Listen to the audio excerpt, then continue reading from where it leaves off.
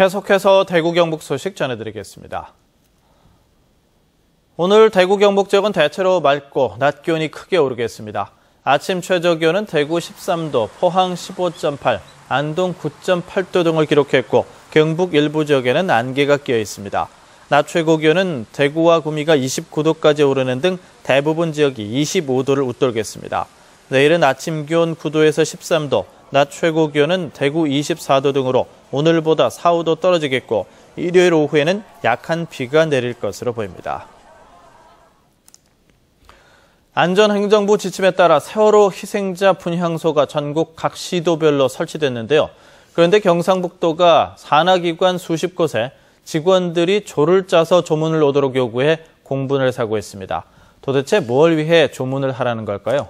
이정희 기자입니다. 경상북도가 도청 강당에 설치한 세월호 희생자 합동 분향소. 첫날인 지난 28일 기관 단체장들이 일제히 찾아 애도합니다. 문제는 이날 오후 3시 경상북도가 복무단속 회의를 명목으로 급하게 33개 산하기관 담당자를 불러놓고 분향소 조문을 요구합니다. 조를 짜서 이번 주 다음 주 이렇게 얘기를 해가지고 좀 산하기관이니까 안 간다고 화낼 수도 없고 억지로 조 짜서 오라 이런 건 좀. 조문 날짜, 시간, 인원까지 경상북도에 확인을 거친 산하기관들은 직원 수명씩 조를 짜서 조문을 시작했습니다. 간단한 시간대로 이렇게 배정을 해주는가 봐요.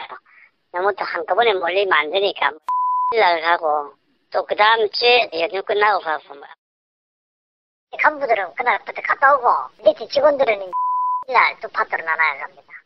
경북도청이 있는 대구까지 강제동원 조문에 산하기관 내부에서 반발이 터져나오고 있습니다. 행정관행이나 이런 게 결국은 우리 애들을 물에 빠뜨린 그렇게 빠뜨려 놓은 애들을 조문을 하러 가는데 또다시 그런 70년대적인 작태로 동원해가지고. 경상북도는 강제성은 없었다고 말합니다. 그 당시에는 도에밖에 설치가 안 됐어요. 의사가 있는 기관에서는 분양을 좀 하고 그런 이야기를 했죠. 자율적으로 우리 하라 그랬어요. 하지만 설치 당일 경북에는 이미 5개 지역에 민간 분향소가 설치돼 있었고 지금은 9곳이나 됩니다. 외신은 한국의 그릇된 관행이 이번 참사를 불러왔다고 꼬집고 있습니다. 수백 명의 아이들을 잃고도 아직까지 과거의 못된 관행을 버리지 못하고 있습니다. MBC 뉴스 이정희입니다. 내일부터 나흘간의 황금 연휴가 시작됩니다만 세월호 참사의 영향으로 연휴 분위기는 좀처럼 뜨질 않고 있습니다. 상인들의 고민도 깊어가고 있습니다. 권윤수 기자가 취재했습니다. 대구에 있는 한 실내 놀이시설. 손님이 거의 없어 썰렁하기만 합니다.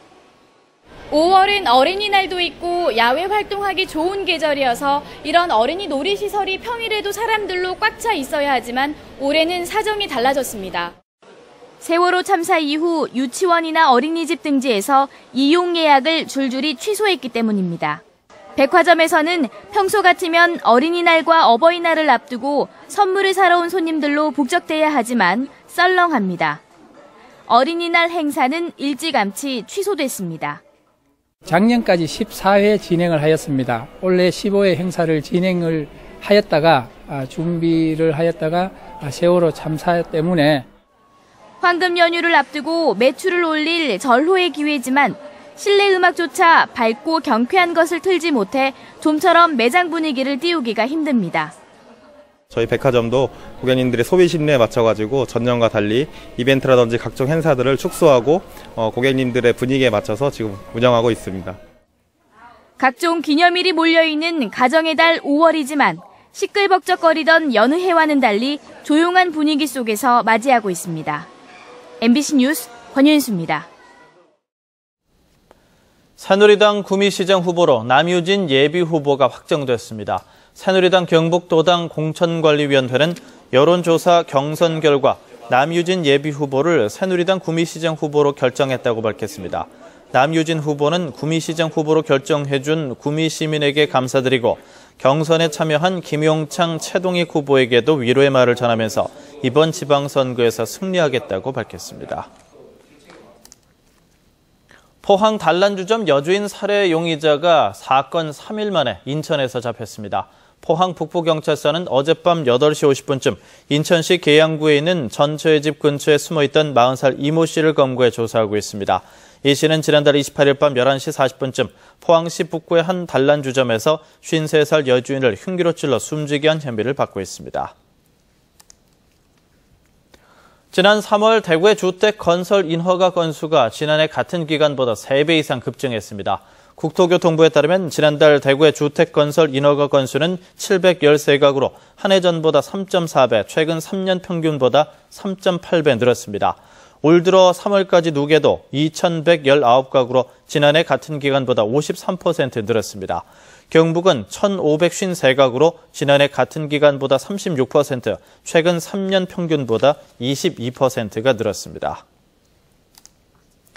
대구시가 9월 말까지 오존 예경보제를 시행합니다. 대구시는 매일 2차례씩 대기 중에 오존 상태를 대구시 홈페이지와 스마트폰 앱을 통해 시민들에게 예보하고 특히 오존 농도가 일정 기준을 초과하면 주의보와 경보, 중대경보를 발령합니다. MBC 생활뉴스를 마칩니다. 고맙습니다.